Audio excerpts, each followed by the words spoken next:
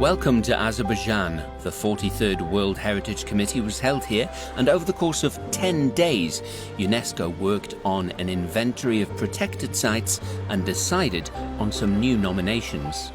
We are in the old city of Baku, with its narrow streets, the Shivanshah Palace, and the Maiden Tower from the 12th century, all classified as a UNESCO World Heritage Site.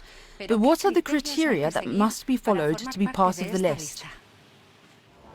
More than 2,500 delegates, committee members and experts took part in this annual forum, but who can apply for their site to be included? The World Heritage Convention is a legal instrument which is signed by 193 countries. So it's only a state party to the convention which can present a nomination. But in some cases, local communities, NGOs and associations, they push for a site to be nominated. So civil society is also involved. The most important criterion is that a site needs to be of outstanding universal value. This year, 29 new sites from an original 37 were added to the list because of their cultural characteristics and unique quality.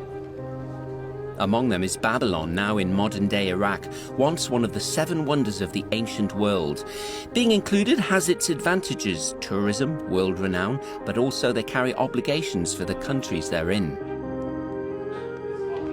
We have to follow all the recommendations of the international community to improve the situation, to make it more protective, and to ensure that the government, the state itself, the state party, whatever country it's representing, are doing their best to protect the heritage which they want to be inscribed. On the sites, it falls to site managers to make sure things get done. Pascal Tarovinga is in charge of Robben Island, a listed historical and natural site in South Africa. Today he's touring Gobustan on the Caspian Sea with its 6,000 engravings, some dating back to prehistoric times. One of Pascal's challenges is to protect Robben Island from climate change. Being an island, we also affected by the impact of climate change. Remember, we have got an ecological system that supports the island. Any gradual changes will affect the habitats. It will affect the wild animals that we have on the island. It affects the buildings. We have to do maintenance more often than other sites, and that's very expensive. Climate change is a factor, but also any development plans or armed conflicts, as here in Sana'a, the capital of Yemen. All these factors can lead to a site being in danger.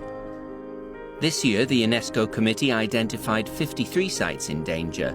Being on the list may seem daunting, but it works well according to UNESCO. The danger list was included in the World Heritage Convention as a tool to help those countries to obtain more international funding, more awareness about the threats to the site. So it's actually help and support for the site instead of a misconception that this is a blacklist. We have a specific course called First Aid for Cultural Heritage in Times of Crisis. So this is actually to build up the capacity of site managers on how they should respond to these kind of threats when they happen.